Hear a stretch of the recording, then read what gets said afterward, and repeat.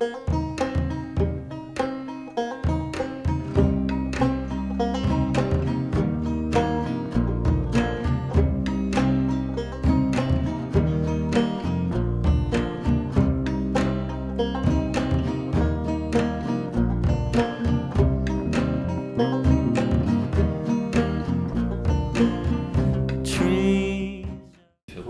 l'exploration appréciative, c'est-à-dire c'est enquêter, investiguer, même si ça fait un petit peu policier, ça, c'est explorer ce qui marche bien dans une organisation, ce qui lui donne de la vie en fait. C'est destiné aux organisations, pas à l'individu? C'est plutôt collectif, oui. Mais ça peut aussi être appliqué à l'individu. On peut demander à une personne, par exemple, de raconter une expérience dans laquelle elle s'est sentie pleinement elle-même, à un moment de sa vie, professionnelle, personnelle, et puis l'accompagner pour qu'elle retrouve ses forces de vie dans d'autres situations dont elle se préoccupe, dans lesquelles elle pourrait avoir besoin de retrouver ce qui lui donne de l'énergie. Mais c'est plutôt pour travailler en collectif. Alors vous pourriez nous décrire un peu ce que c'est que... Cette démarche? Oui, l'appreciative income. Oui, c'est une démarche qui se situe un peu à l'inverse de ce qu'on fait d'habitude dans les organisations et de ce à quoi notre intelligence est préparée, c'est-à-dire à chercher ce qui ne va pas et à analyser ce qui ne va pas, par exemple les causes d'un problème, pour essayer ensuite de trouver des hypothèses de solutions et puis corriger la situation. En fait, nous, on part du présupposé complètement inverse, c'est-à-dire que s'il y a un groupe humain qui fonctionne, c'est qu'il y a des forces qui le font fonctionner et qu'on peut les découvrir.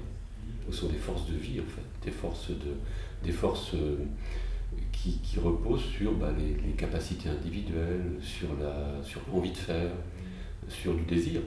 Et nous, plutôt que d'aller chercher ce qui ne fonctionne pas, on va chercher pourquoi ça fonctionne, comment ça fonctionne, et on va essayer de trouver ce qui fait finalement le socle positif, le cœur vivant d'un système humain. Donc l'enquête, elle porte là-dessus. Donc l'enquête, elle porte sur les interactions, les forces dans un groupe, c'est quoi? Les forces dans un groupe, d'abord l'enquête, c'est pas nous qui la faisons en fait. Nous préparons l'enquête avec les gens, et l'enquête, elle est faite par les gens eux-mêmes. C'est-à-dire que ce que nous faisons, nous, c'est sur un sujet donné. Par exemple, une équipe veut se donner un cadre de fonctionnement. Une équipe de direction ou une équipe, n'importe laquelle, qui se dit, voilà, on voudrait bien définir ce que l'on fait, comment on le fait ensemble. On va trouver un sujet vraiment qui intéresse tout le monde.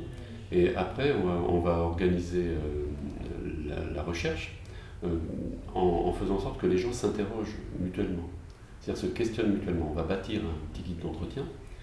Et ce guide d'entretien, il va venir chercher les qualités individuelles, les compétences, les savoir-faire, mais à partir d'histoires vraies. C'est-à-dire que les gens ont réussi, par exemple, dans une situation difficile, à se mettre d'accord sur un sujet difficile, en dialoguant, en construisant un échange positif, fructueux.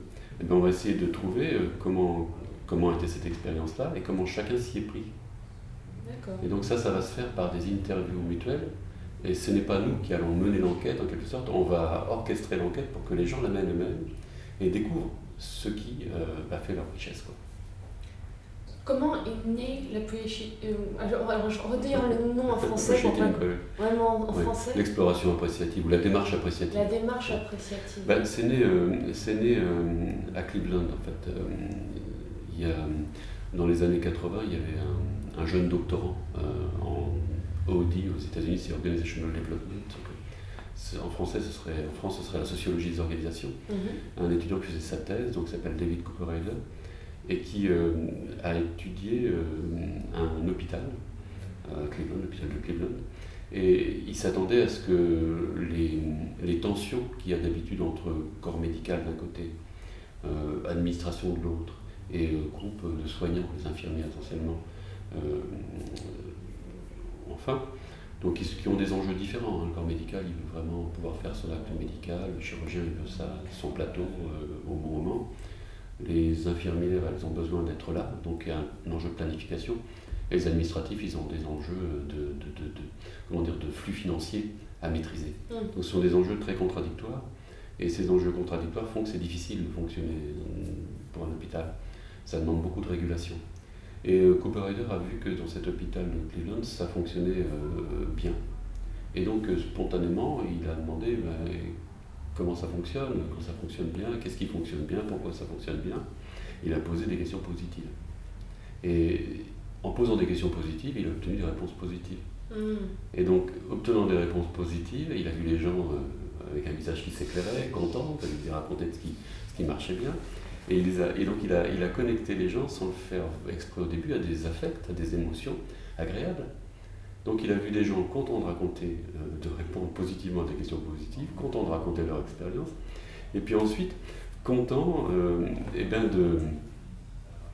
de rééprouver ce qui faisait que ça marchait bien, et en plus, ayant plein d'idées. C'est-à-dire qu'en fait, il a constaté, avant les recherches sur le sujet, il y a eu des recherches maintenant, depuis en particulier menées par Barbara Fredrickson, sur la corrélation entre les émotions agréables ou dites positives et la capacité à résoudre des problèmes. Il s'est aperçu que les gens, quand ils étaient plus positifs et affectivement dans un état agréable, avaient des idées. Donc il s'est aperçu que, les gens répondent aux questions qu'on leur pose.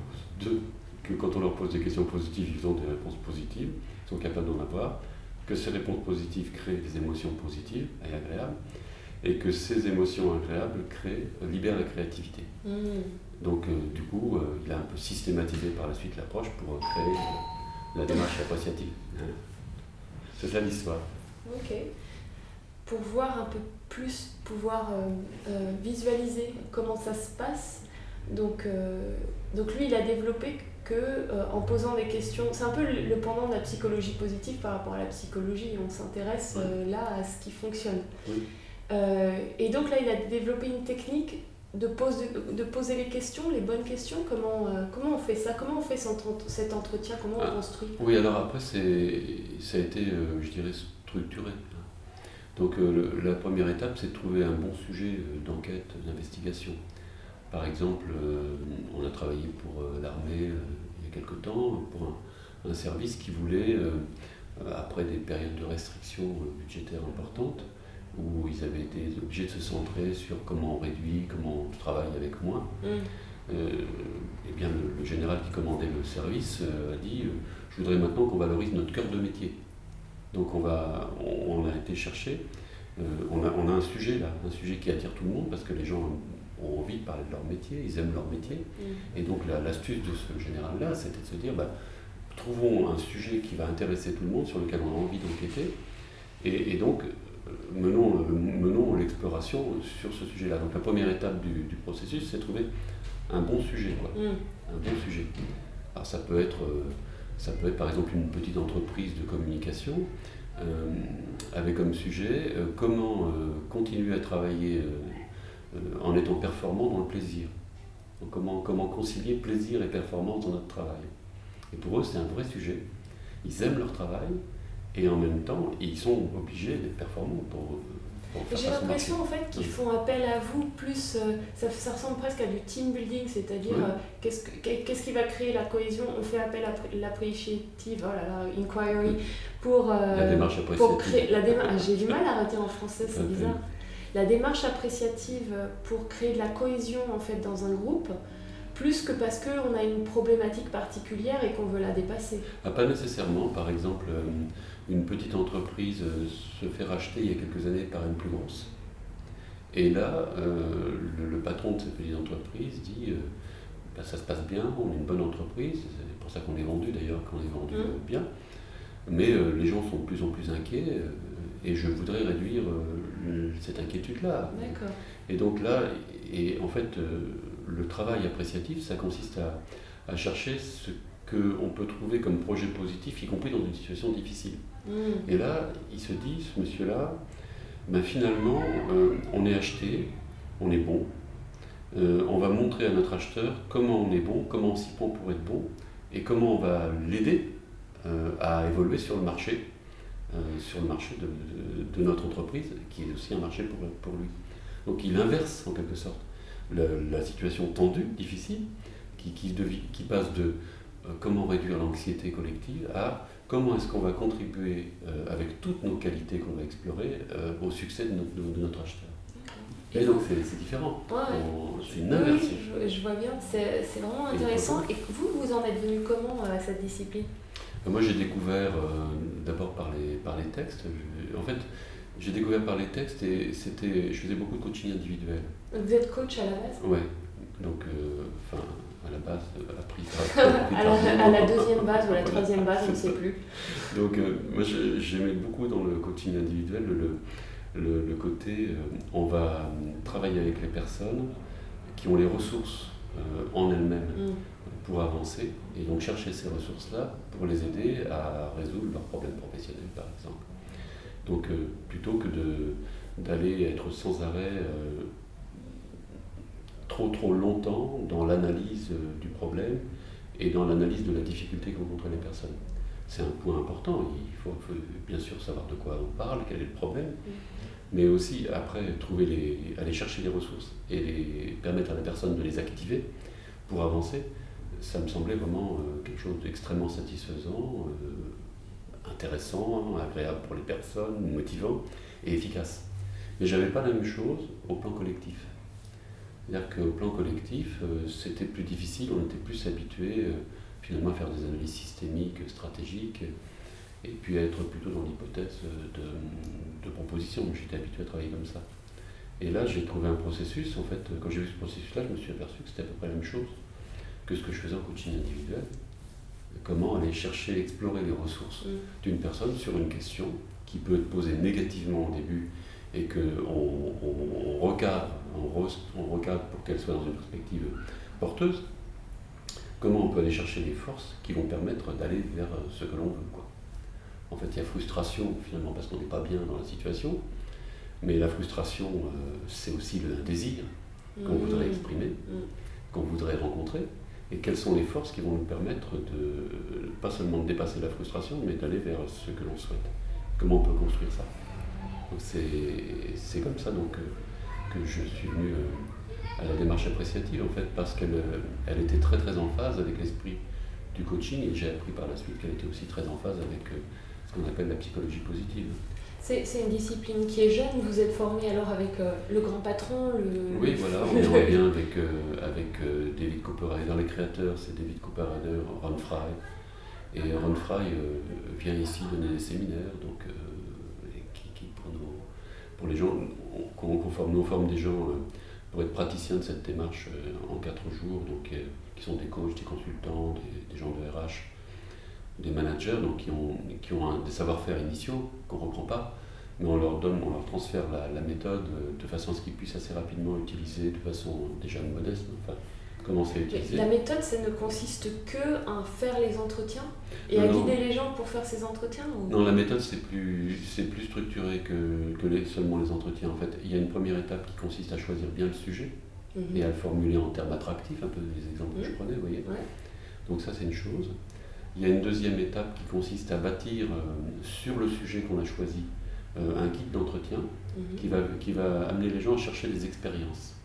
Par exemple, on va demander aux gens, est-ce que tu peux me raconter une expérience réussie dans ton travail où tu t'es senti pleinement toi-même et où tu as pu conduire une interview, c'est un journaliste par exemple, une interview vraiment réussie et qui a... qui était significative, qui est significative de ta pratique. Alors on va poser cette question-là, puis après on va lui demander comment est-ce que tu t'y es pris? Quelle qualité personnelle, quelles compétences tu as mises en œuvre? On va chercher les compétences derrière la belle histoire. Et puis ensuite, est-ce qu'on se rend compte de nos compétences? La question, c'est quand on a l'histoire, en fait, et qu'on demande à la personne comment tu as fait, elle est capable de le dire. D'accord. Par exemple, l'intervieweur va dire j'ai parlé de choses et d'autres pour mettre la personne à l'aise. J'ai choisi des questions qui pouvaient être inspirantes pour la personne. J'ai fait attention aux mots que j'ai employés. Sur le plan relationnel, j'ai fait attention à être bien synchronisé. Sur le plan gestuel, postural, etc. Elle va finir par... elle va dire j'ai essayé de me mettre sur la même longueur d'onde. J'ai été souriante. Elle va dire ça. Donc elle va pouvoir identifier ça. Puis il y a une personne qui va la questionner, au cas où elle ne trouverait pas. D'accord.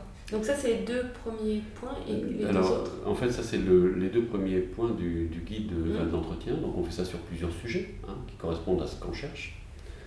Et donc, il y a une 3e question qui est en quoi ça a été satisfaisant pour la personne. Donc on va connecter aux émotions agréables de la situation. Puis ensuite, on va lui demander de se projeter dans l'avenir. On va lui dire par exemple quels seraient tes 3 souhaits à toi en tant qu'intervieweur ou intervieweuse pour que tu réussisses encore mieux tes interviews dans la suite. Donc en fait, une fois qu'on a fait ça, admettons qu'on a un groupe de journalistes là, une douzaine de personnes, on va faire des duos, les gens vont s'interviewer sur la base d'un petit guide, et puis ensuite on va faire 2 tables de 6 où ils vont partager ce qu'ils ont entendu, pour essayer de trouver ce qui, eux, en tant qu'équipe, par exemple rédactionnelle, ils ont en commun comme socle de compétences, de qualité et comme belles histoires. Et ça va créer évidemment de la cohésion, du respect mutuel, de l'estime, et puis ça va donner aussi la visibilité sur comment ils sont quand ils sont bons. Et une fois qu'ils ont partagé ça c'est ce qu'on appelle dans la démarche appréciative la découverte, discovery, on va les amener à se projeter dans l'avenir à partir de la dernière question, la question sur les souhaits ou le rêve. On va leur demander de dessiner leurs rêves pour demain, sur le sujet dont on parle.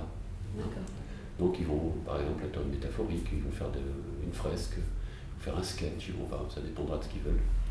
Et puis à partir de ça, une fois qu'ils sauront à quoi ils aspirent, on va faire un design du changement, c'est-à-dire quelles sont les grandes actions qu'on a envie d'entreprendre pour y arriver. Donc ça, c'est l'étape d'après qu'on appelle l'étape 3, c'est l'étape. Il y a une première étape qui est une étape de définition du sujet, une première et une deuxième étape qui est une étape de découverte, de richesse, une 3e étape qui est une étape de dream, de projection dans l'avenir, de rêve, de désir, et une autre étape, donc la 4e, qui est l'étape de design, on décide de ce qu'on voudrait faire, et puis une dernière étape qui est une étape de déploiement où on va mettre en œuvre les choses. Il y a des actionnables dedans, c'est bien, parce que des fois ça reste un peu trop virtuel. Là, l'idée c'est quand même d'être très très concret, d'arriver à quelque chose de réaliste. D'accord. Donc les gens vont faire quelque chose après pour réaliser leur rêve. Sinon ce serait trop frustrant. On a rêvé quelque chose puis on ne peut pas le faire. Il faut aller jusqu'au bout. Donc c'est un processus assez réaliste. Et comme on parle de ce qui a marché et de choses que les gens ont pu faire et qu'on va étendre, c'est assez pragmatique aussi quand même. Où en est la démarche appréciative? Merci Johanna d'avoir cherché dans ta petite mémoire. La démarche appréciative dans son expansion en France ou dans le monde, parce que c'est jeune, donc c'est jeune. Qui l'utilise En France, j'ai écrit un livre qui s'est vendu à maintenant plus de 3000 exemplaires, donc il y a des gens qui sont intéressés. La France n'est pas le pays négatif qu'on croit. Les gens bien sûr, les gens sont pessimistes plus qu'ailleurs, consomment plus de tranquillisants peut-être. N'empêche qu'il y a plein de gens qui cherchent, il y a plein de gens qui ont envie de créer des entreprises, il y a plein de gens qui sont actifs dans les entreprises, qui ont envie que ça se passe bien, qui ont de l'énergie, donc, et qui sont très accueillants. Nous, on a travaillé avec des entreprises très très diverses, de grandes, des petites, depuis plus de 10 ans. Plus de 10 ans quand même? Ah oui. Et combien de personnes vous avez formées alors? Combien y a-t-il d'adeptes en France? De praticiens, des gens qui ont une formation pratique, qui sont capables de déployer la méthode. Il y en a environ 250, 300 avec les pays francophones d'Europe. Ok. Alors maintenant j'en viens à la question sur le bonheur. J'aimerais savoir peut-être ce qu'est le bonheur, quoique c'est compliqué comme question, ce qu'est le bonheur ou ce qui dans votre vie vous a rendu plus heureux, quelle découverte vous a rendu plus heureux, comment vous êtes rapproché de votre propre bonheur? C'est une question difficile parce que, la façon dont on pose la question induit des réponses en fait. Et il y a de grands bonheurs, par exemple, dans une démarche appréciative, quand les gens se rapprochent de ce qui leur donne vie et qu'on voit cette émergence de vie, cette joie collective, c'est un grand bonheur. C'est un grand bonheur. Et c'est un bonheur qui n'est pas que ponctuel. C'est un bonheur qui dit, il y a chez les êtres individuellement ou collectivement, une capacité à aller trouver les forces de vie, l'énergie vitale, ce qui donne de l'élan vital. Et c'est formidablement excitant et émouvant en même temps, parce que évidemment les gens sont dans quelque chose là qui est une énergie de vie, une énergie qu'on sent parfois monter en soi, comme même corporelle, où on voit bien que ça monte et il y a quelque chose qui va vers l'autre aussi. C'est une énergie aussi d'amour, de générosité. Et ça, c'est quelque chose qui vient dans les démarches appréciatives, mais qui peut venir aussi à plein d'autres moments de la vie, quand un enfant découvre quelque chose de beau, quand une personne exprime sa vie, puis aussi parfois quand c'est tout le contraire. C'est-à-dire quand il y a des événements graves et qu'il y a des émotions qui ne sont pas dites positives, mais qui sont aussi des émotions de vie. Il y a une grande beauté dans la tristesse aussi parfois. On n'est pas... Souvent, quand on parle de bonheur, c'est les émotions strictement dites positives, comme s'il y avait des émotions positives ou négatives. Il y a des émotions agréables. La joie, c'est sûr que c'est une émotion plus agréable. La curiosité, quand c'est pas une curiosité effarée, c'est des émotions agréables, la surprise. Mais il y a aussi des émotions qui sont moins agréables et qui sont aussi porteuses de profondeur humaine. Et aussi d'une forme de bonheur, par exemple dans la tristesse, on peut se rapprocher de soi, de ce qu'on est, de ce qu'on sent, de l'autre. Et ça peut créer une communion qui a, elle aussi, toute sa richesse. Et c'est pour ça que je suis toujours un peu perplexe sur cette quête du bonheur, au sens du bonheur bien-être, ou alors cette quête aussi parfois du sens, qui déporte un peu du présent. On va chercher du sens de la vie pour se donner du bonheur, et puis qui empêche d'apprécier le ici et maintenant et d'accueillir ce qui est, quoi. Je trouve quand on est dans cet accueil-là de soi, de l'autre, pour ce qui me concerne, quand j'arrive à ça, ce qui n'est pas tout le temps, que je suis plus heureux. Ça me parle. Merci beaucoup. Et puis, bonne route à développer et à répandre cette discipline qui semble porteuse de plein de fruits. Je crois. Ouais. Je crois. Donc, oui. Merci beaucoup. Merci à vous.